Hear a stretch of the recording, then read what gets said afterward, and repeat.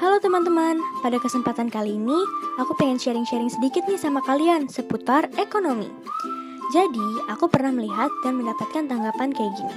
Ngapain sih aku belajar ekonomi? Gak ada ngaruhnya tuh di kehidupan sehari-hari.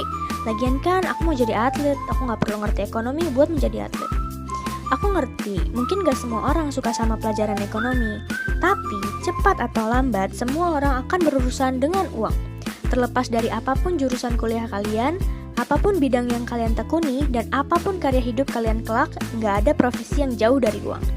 Tapi kalau kita gak belajar ekonomi dan hanya fokus dengan bidang yang kita tekuni, kita akan melewatkan banyak banget peluang untuk berkarya lebih efektif dan optimal. Kemudian bukannya fokus berkarya, tapi kamu malah membagikan pikiran kamu dengan masalah keuangan sehari-hari. Dan yang terakhir adalah keputusan keuangan yang salah. Contoh nyatanya adalah kisah dari Mike Tyson. Tyson merupakan petinju legendaris yang fenomenal pada era 80-90-an yang karirnya meroket ketika ia berhasil menjadi juara dunia pada usia 20 tahun. Tyson ini merupakan salah satu atlet dengan penghasilan terbesar sepanjang sejarah, dengan penghasilan total sekitar 300 juta US dollar atau setara dengan 4,2 triliun rupiah. Singkat cerita, karena gaya hidupnya yang gak pernah puas dalam berbelanja, Tyson jatuh bangkrut pada 2003 dan meninggalkan hutang sebanyak 23 juta US dollar atau setara dengan 324 miliar rupiah. Nah, dari kasus ini akar masalahnya bukan cuma dari ketidakpuasan dalam berbelanja aja, tapi Tyson gak punya pengetahuan dasar ekonomi seperti konsep inflasi, kewajiban pajak, apalagi tentang manajemen keuangan. Jadi, penting banget bagi kita untuk mempelajari bagaimana uang bekerja. Karena kita perlu kondisi finansial yang sehat untuk bisa terus berkarya, terlepas dari apapun bidang yang kita tekuni. Supaya kita nggak mengalami kejadian seperti Mike Tyson, hal-hal apa saja sih yang mendasar dan fundamental terkait ekonomi yang perlu kita ketahui? 1. Konsep inflasi. Hal pertama yang sangat penting untuk dipahami adalah konsep inflasi. Semua orang perlu mengetahui bahwa nilai uang akan terus menyusut. Bahwa nilai Rp100.000 di tahun 2007 itu berbeda dengan Rp100.000 pada tahun 2017 dan pasti akan berbeda dengan Rp100.000 di tahun 2027. Itulah hukum inflasi. Di mana-mana harga barang akan naik setiap tahunnya dan pasti akan terus naik pada tahun-tahun ke depannya. Fenomena ini adalah pola ekonomi yang sangat wajar dan lumrah. Terjadi di negara manapun, dari negara yang ekonominya sangat maju sampai ekonominya tertinggal. Maka dari itu, sudah merupakan keharusan bagi kita untuk memperhitungkan faktor inflasi dalam setiap keputusan keuangan kita. 2. Manajemen keuangan. Semua orang, terlepas apapun karya hidup dan profesinya, pasti nggak akan jauh dengan uang. Masalahnya, banyak orang yang nggak mau pusing dalam mengatur keuangannya. Pokoknya, cuma fokus cari uang. Pengelolaannya ya bodo amat, yang penting masih bisa nabung dan jangan terlalu boros aja.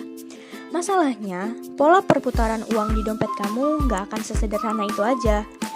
Pada jenjang dunia kerja, kamu akan berhadapan dengan tagihan pajak, iuran asuransi, dan dana pensiun, tagihan cicilan kredit, laju inflasi, bunga pinjaman bank, dan masih banyak lagi. Selama kamu gak tahu atau gak mau tahu tentang bagaimana uang berputar di rekening bank, jangan heran kalau nanti jumlah tabungan kamu nanti nggak tambah-tambah. Atau mungkin bertambah sedikit tapi tetap nggak mampu mengejar laju inflasi yang secara teknis ya sama aja duit kamu berkurang. Terus gimana dong caranya supaya punya manajemen keuangan yang baik? Kenali instrumen-instrumen lain untuk menyimpan aset kamu. Ada banyak cara lain untuk menyimpan uang, selain dengan hanya menabung di bank. Contohnya instrumen lain itu apa aja sih? Deposito, reksadana, obligasi, logam mulia, mata uang asing, saham, properti, dan masih banyak lagi. Terus sebaiknya pilih instrumen yang mana dari sekian banyak pilihan itu? Nah, kalau soal itu, sebetulnya tergantung dengan situasi dan rencana keuangan kamu. Karena setiap instrumen itu punya nilai plus dan minusnya masing-masing yang perlu disesuaikan dengan situasi keuangan serta rencana kamu ke depannya. 3. Ketahui tipe-tipe jebakan ekonomi. Seiring kamu menjalani hidup ke depannya, makin banyak kamu akan bertemu dengan banyak jebakan ekonomi yang sebenarnya bisa dengan mudah kamu hindari. kalau saja memahami pola hukum dasar ekonomi. Unsur tricky dalam dunia ekonomi ada dua kategori. Yang pertama adalah jebakan ekonomi natural. Kalau kalian ingat fenomena batu akik pada 2015, itu merupakan salah satu contohnya, di mana semua kalangan pada sibuk ngurusin batu akik. Batu akik sempat melonjak tajam hingga miliaran rupiah. Hingga pada akhirnya setelah lebaran 2015, harganya merosot tajam hingga hanya laku ratusan ribu per satuannya. Tragis kan? Padahal bagi yang tahu pola ekonomi, fenomena batu akik ini bukanlah hal baru. Sebelumnya ada fenomena ikan lohan, bunga tulip, tanaman anturium, dan lain-lain. Dalam dunia ekonomi ini seringkali disebut dengan economic bubble atau gelembung ekonomi. Yang kedua, ada jebakan ekonomi yang sengaja dipasang. Beberapa yang paling sering terjadi adalah jebakan Ponzi. Mekanisme penipuan ini pada prinsipnya adalah penggelembungan aset turunan berbentuk piramida. Ciri khasnya adalah bentuk alur distribusi barang dan uang berantai berupa konsep piramida. Selain itu, terdapat juga mekanisme jebakan lainnya yang memanfaatkan keterbatasan orang awam terhadap pengetahuan ekonomi dasar. Misalnya seperti tawaran investasi bodong, asuransi bodong, jual gantung properti, dan berbagai macam bentuk penipuan lainnya. Berikut adalah ciri-ciri jebakan ekonomi. 1. Menjanjikan kamu untuk mendapatkan manfaat yang sangat besar secara cepat dan mudah. 2. Memberikan jaminan dan kepastian pengembalian investasi dengan angka yang fantastis. 3. Berupaya membuat kamu mengambil keputusan terkait keuangan sesegera mungkin. 4. Memberikan kesan pada produk atau sistem yang dia tawarkan adalah yang sebuah rahasia.